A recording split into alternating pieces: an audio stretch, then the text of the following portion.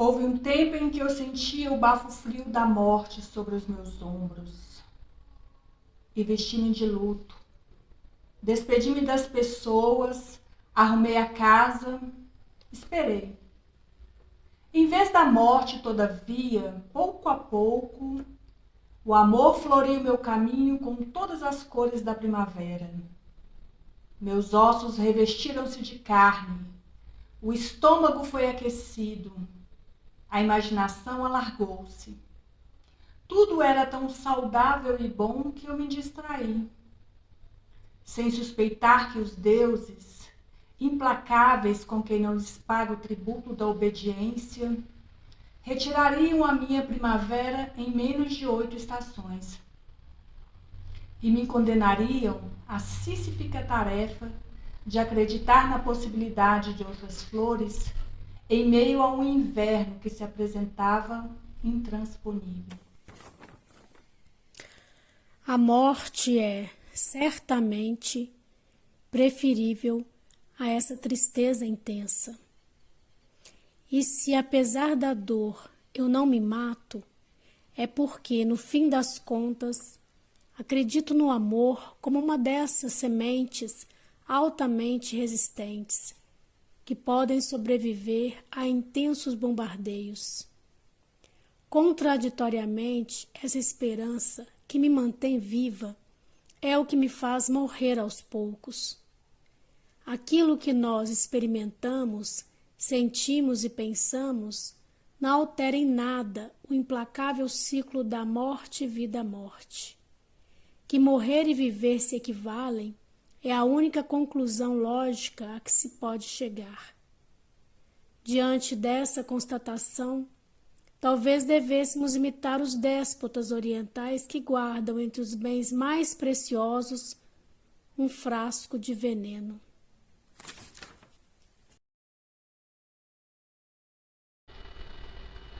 Quando eu esvaziei sozinha uma garrafa de vinho, as árvores eram verdes do outro lado da minha janela. O céu era muito azul e as nuvens, muito brancas, deslocavam-se com maciez. O dia acontecia plenamente e exercia sobre mim o encantamento de um milagre, do qual eu estava impedida de participar. Eu estava do lado de fora da vida, trancada dentro de mim mesma, entre paredes amarelas e azuis.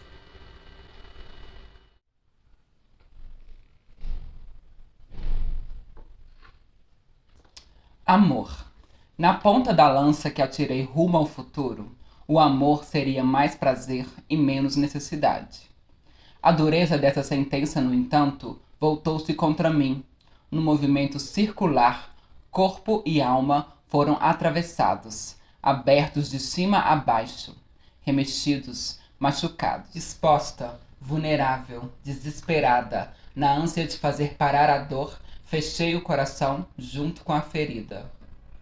Hoje convalesço, mas a dureza da cicatriz que vejo se formar em meu peito abala a minha crença que uma nova semente possa aí se abrigar. Em vão eu busco, pela via da palavra, compreender e me explicar. Antes de penetrar o País das Maravilhas, Alice não entendia como a irmã podia ler um livro sem figuras. Mal sabia ela que lhe seria pedido algo ainda mais difícil: ler a vida à revelia da palavra. O amor, se ainda existir, deve estar acima desse palavrório inútil em que todos falam o tempo todo e ninguém entende ninguém. Ela havia sido colocada em algum momento primordial da vida entre um excesso de querer e um desamparo. E para tentar diminuir o impacto dessa cisão sobre o corpo, sua mente trabalhava febrilmente em busca de uma alquimia. Se era professora de crianças e a demanda dos seus alunos avolumava-se, ela sempre queria poder fazer mais. Se era diretora de teatro, nas horas vagas, o talento encontrado em um ou outro ator o calor de um novo espetáculo eram apenas uma pequena fagulha diante da fogueira intensa que lhe consumia. Havia dentro de si um patrão exigente e cruel, sempre a dizer que o que ela dava era pouco.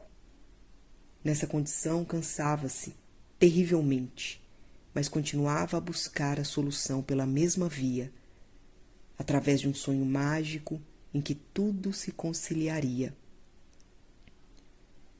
Pela habilidade de amar perfeitamente, ela esperava completar a beleza que supunha conter em si, mas que acreditava obstaculizada pelo abismo. Nesse esforço, os dias eram cinzentos e pesados. Todo prazer e toda dor eram insuficientes. O mais difícil, indispensável contudo, era o caminho contrário. Era aceitar que a vida podia não produzir qualquer brilho.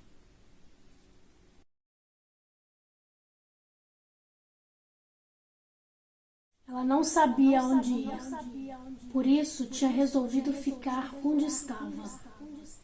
Os lugares são indiferentes para quem anda à sombra de si. Ela não sabia o que fazer, mas todos os dias ela abria o velho caderno e escrevia em letras miúdas sem parar. Desenhava bem as palavras, puxava-as, apertava-as, com movimentos ritmados, como quem tecia. E assim iam-se-lhe os dias. Seu consolo era pensar que o esforço empreendido resultaria numa rede na qual finalmente descansaria. O que há entre uma meia-noite e um meio-dia? Um intervalo de 12 horas? O esplendor de uma festa? O arrebatamento de uma paixão? A mágoa de um coração partido? Um plantão? O que há nesse abismo de ponteiros? Um buraco de coelho? Um país sem maravilhas? Uma psicose? Um sono profundo? Sem sonhos? Aos que procuram algo onde nada colocaram, certos de que um sentido para a vida e uma alegria razoável são acontecimentos naturais. Não são. Aos que acreditam que é preciso guerrear e empunham espadas com as quais ferem a si próprios em primeiro lugar, voltam machucados, convencidos de que ousaram demais, não ousaram o suficiente. Há também os que se esquecem de si em frente à televisão e respiram lentamente, como se hibernados. Juram que viver é não pensar. Não pensar é estar morto. De uma forma ou de outra, todo mundo necessita sobrepor algo ao abismo dos dias, a fim de não resvalar completamente ao absurdo. Há essa fraqueza, esse cansaço, essa carência, essa solidão.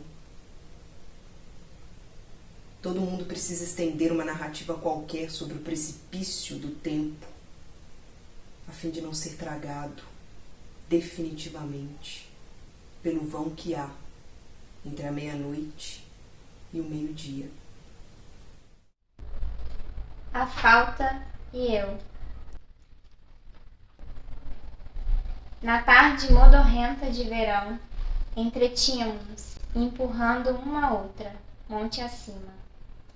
À noite, cansados, rolamos de volta a casa sem haver encontrado coisa alguma para comer.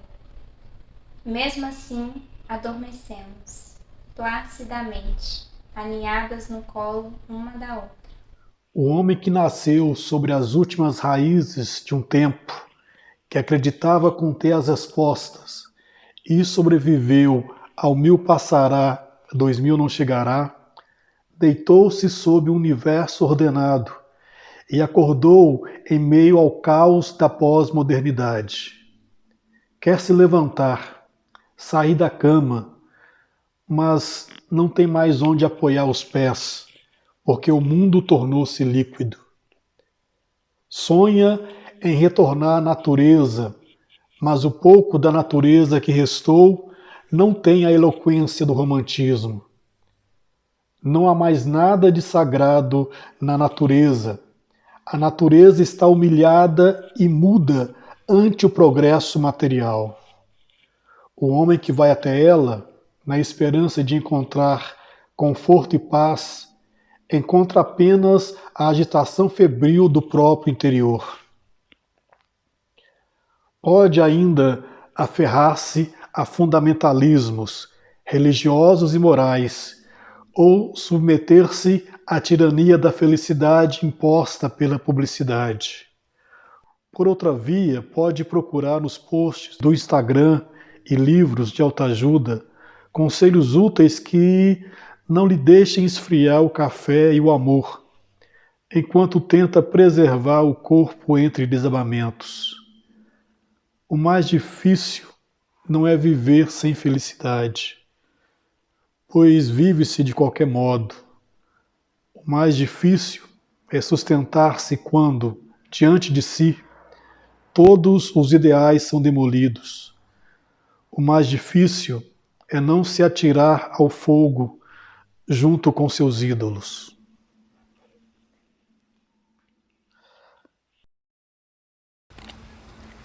O homem que o tempo encerrou entre os séculos 20 e 21 sobreviveu a todas as previsões do fim do mundo. Quando criança, ainda sob o encantamento de uma suposta perfeição no céu estrelado, contava viver 30, 40 anos, talvez.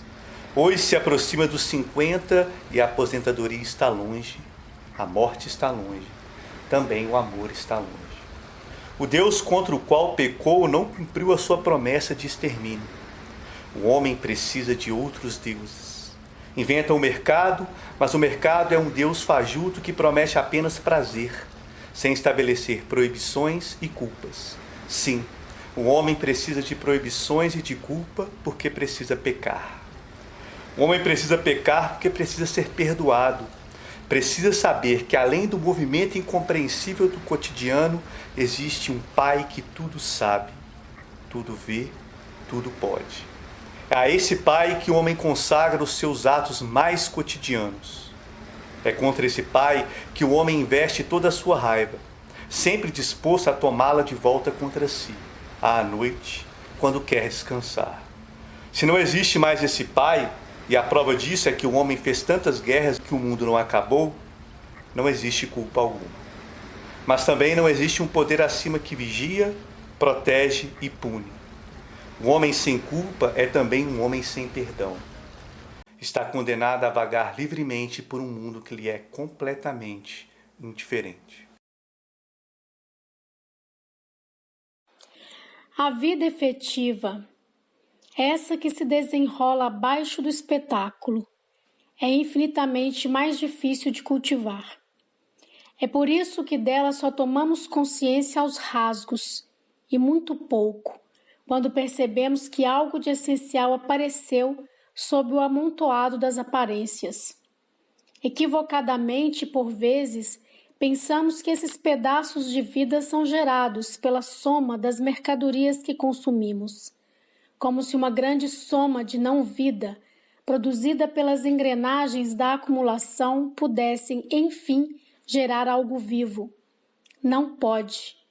O que há é que, na melhor das hipóteses, o espetáculo não consegue se impor como uma totalidade. Há sempre um momento de estranhamento, de melancolia e de hesitação, e esse momento, de repente, pode fecundar uma flor.